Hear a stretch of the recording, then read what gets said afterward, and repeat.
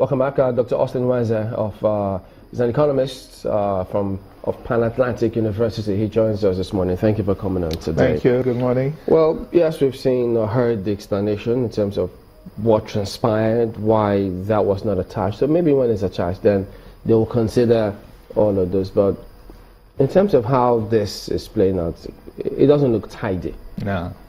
Does it? No, it doesn't.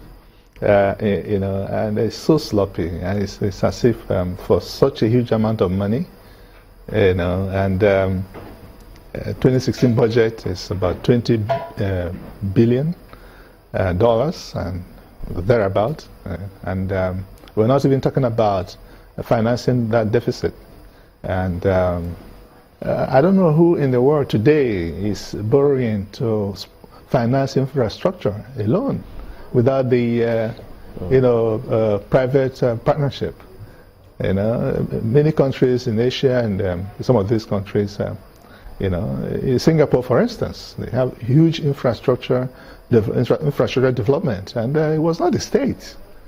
Even the refinery, which is the second largest in the world, it was not the state. It was Japan that actually, did that for them. Yeah, because the details of this, when they eventually do attach it to the Senate, is going to be very key.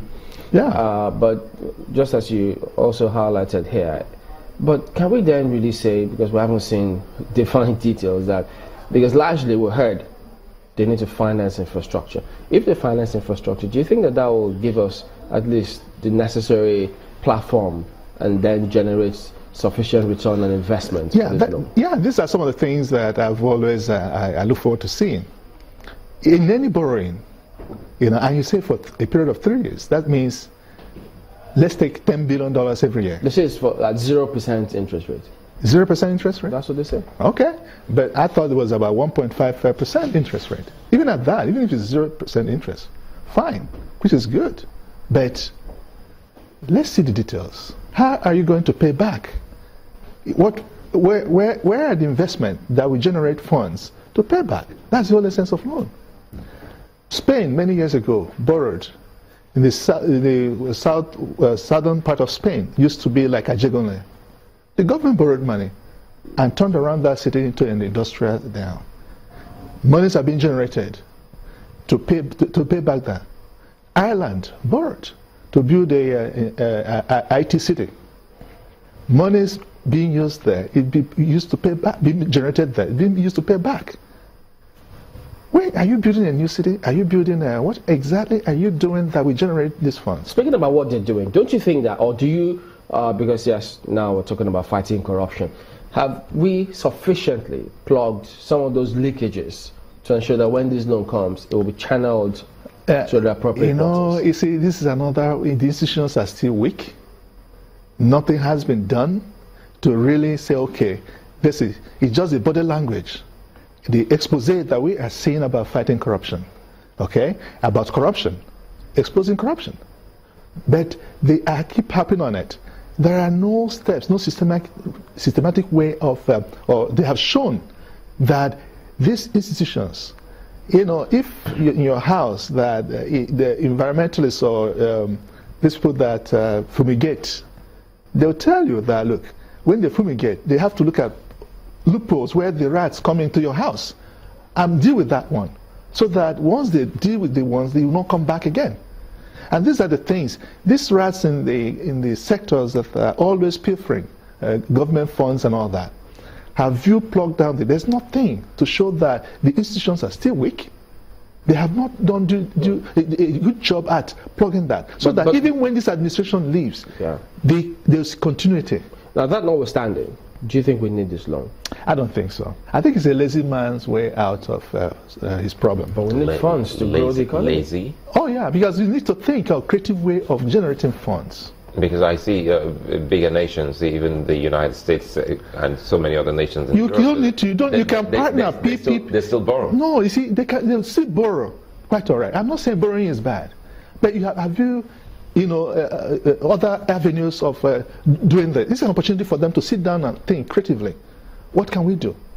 When India was in that similar situation in 1991, they had less than $1 million in their foreign reserve.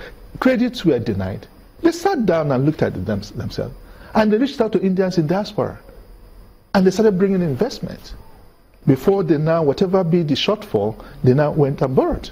We need to think critically, not going to that's what I said. Who on earth now goes full borrowing to execute project when private people are there to build your railways in partnership, to build your national stadium in partnership, to build your water project in partnership, to provide power in partnership and all that. But the capacity of the private people to do that.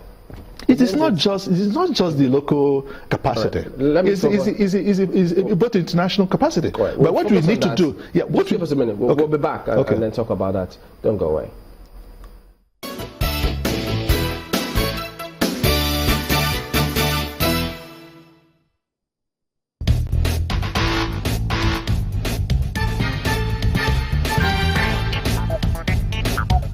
We need all the money, anywhere we can get it. But most important, external loans.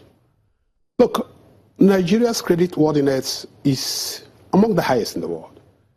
And here we are with about $300 billion infrastructure deficit.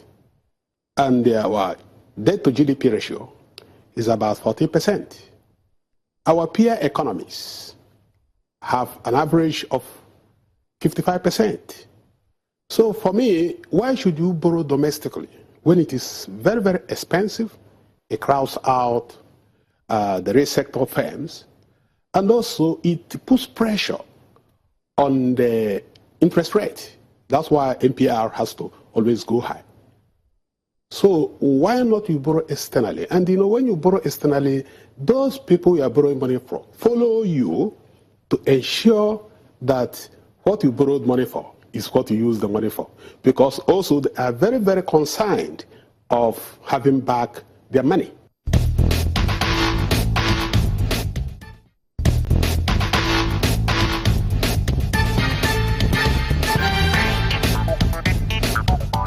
As of today, Nigerian external debt profile is $11 billion. If you add another $30 billion to it, it's going to take us to about $41 billion that we will be owing. When are we going to start repaying the money? Where is the repayment source going to come from? What is the interest on each of these loan tranches? What will be the impact on the loan service of principal and interest on the available money in the federation account? Where will you deduct it from the federation account? This loan is being taken by the federal government. Is it going to be a first charge before you distribute federal allocation to other tiers of government? All these questions need to be asked, and I'm begging our National Assembly members, they should not look at this request from the point of view of APC or PDP. They should look at it from the point of what is in the best interest of the Nigerian nation today, tomorrow, in the next 20 years, for our children, our children's children.